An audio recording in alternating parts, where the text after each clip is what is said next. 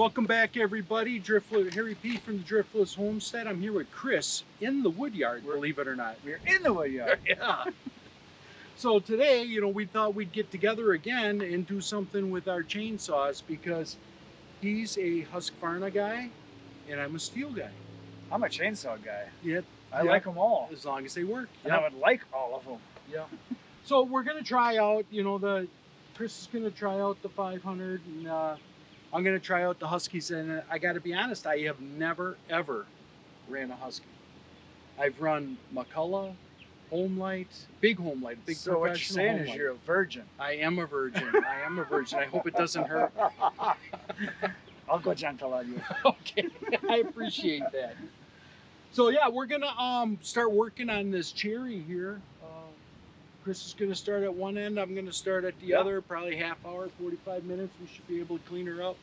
Yeah. This is a full day of cutting here, and it's the afternoon. It's already towards the end of the day. We only have a couple hours left, but we thought we'd give it a try and see what we like here. I've run this saw, not this exact saw. I ran a 500 a while ago. Very nice. I like a lot. To me, when I ran it, my opinion was the little bit I ran, it was very similar to my saw. It's very similar. Very high end, very quick saw. It hits top end real quick. Whereas the other Stihls that I have run in the past, they seem to have a lot of power, but they don't really get that high wind up. My explanation, the way I explained it, is that all the other Stihls I've ever run seem like a Harley. A lot of power. They've got low end rumble. And this is like a crotch rocket. To me, that's the difference. That was my impression. Well, we'll see. And this is more like a crotch rocket compared to the other Stihls that I've run. So yeah, and this is different than any other Stihl out there, right, because this one is fuel injected. It doesn't have a carburetor. Right. So on this, when you pull the trigger, the fuel shoots into the cylinder, which creates instant RPMs. Yep. On a carbureted saw, you pull the trigger, it opens a butterfly valve, and until the air passes over the venturi, it doesn't pull that extra gas into the motor to increase RPM. So there's a slight delay with all other carbureted things. Yeah. Well, let's start them up and make some noise. Yep, I'm all for it.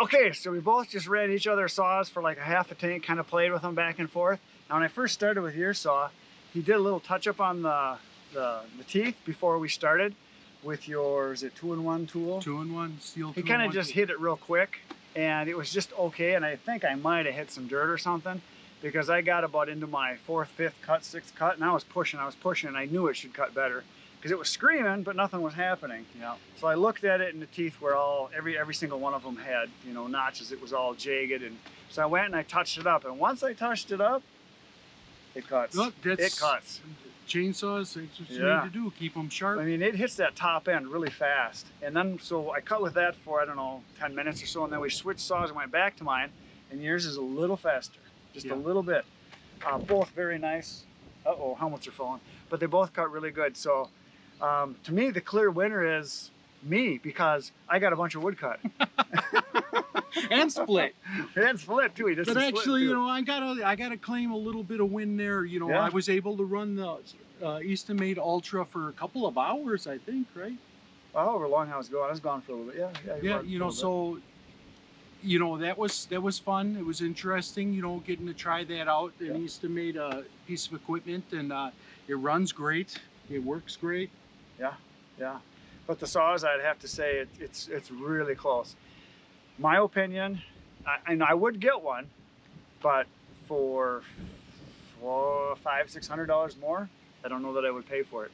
I really don't. I don't know that it's that much better, because I could get 3 of my saws for the price of 2 of yours. Yeah, But if you're doing production and it really matters, it adds up. yeah. You know, and I've said this before, you know, that you know, they're similar CCs, so they're similar power, but I think the difference is the electronic fuel injection. Probably. So in the winter time, when you're cutting, it's cold out, the saw warms up, it cools down. Sometimes it's hard to get a saw restarted, you know, because where do you put the choke? Where, you know, with this, you just pull it and right. it goes, you know. So I think for both companies, I mean, they're great chainsaws, both of them. And I think with both companies, I think if they were to solve that issue, well, Steel is on the path, although they didn't do it on their new saw, with this fuel injection system. Yeah, I think you can't go wrong either way. And there's nothing wrong with the Echoes. I haven't run any, but I hear really good things about the Echoes. I've heard good things about the Dalmars. I hear they're really good. And there's a few other brands, but I do know that obviously your Steel and your Husqvarna, they are the leaders, and then everybody else is kind of there too. They're making all the improvements. Now, one thing that I've never run one of the, is it Husqvarna, is that how you say it? Yes. Which is it's the Chinese knockoff of both companies. Right. And this is my opinion. I don't know how you guys feel about it. I'll never buy one. I'll never buy one either, because I'm an American-made kind of guy.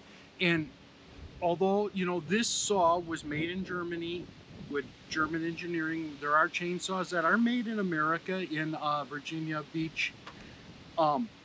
This company and this company, Husqvarna, have spent untold amount of money doing the R&D to make these things do what they do. The marketing, the development, the years. That's why I would never buy one. I know you can save a ton of money, but they're exact copies. And being that I'm a photographer by trade, I'm into the copyright thing, and I really hate it when people copy me exactly in my work. And especially in a big company like this one, Steel and Husqvarna do all the work, all the development, all the testing, and then somebody copies them. And yes, I know you could, instead of spending $1,000, you can get them for what, $300-400 for the same thing, and they're probably great. But I will never buy one. Yeah, wait till someone does that to you, right? Right, because they did zero to make that except copy it. You know, put it on a copy machine and copy it. And these guys spent, you know, millions and millions and time. hundreds of years. Yeah. Like, isn't Steel like it's like over 100 years old? Husqvarna's a couple hundred years old. I mean, they've been making forestry products forever. Somebody, I'm sure, in the comments will let me know exactly how old they are. June 25th, 1910. No, I think it's older than that, actually. Yeah, they've been around a very long time. So, excellent. That was fun. That was fun. It's fun making chips fly, and unfortunately, it's pretty warm today. Not a great day for cutting. It's more of a play day than a work day. Although good weather is coming. I hear it's supposed to be in the 50s for highs. Really? The next couple days, yeah. So it'll be our kind of weather. I have to get out in the woods and do something. Yeah, that's what we should do. So that's it for today, folks. Thanks for watching. Hopefully you learned something. We did. We had some fun doing it. Between next time, which is going to be tomorrow, because I know you're coming back in the morning, because you're always here, because I'm always here. Get out in the woods, get cutting. Thumbs up and pokey pokey. Guess what else? Good night, Irene. Yes, one other thing we forgot to say. Was today a good job? Oh, it's the best job I ever had. That's what I thought he was going to say. Good night, everybody. Good night.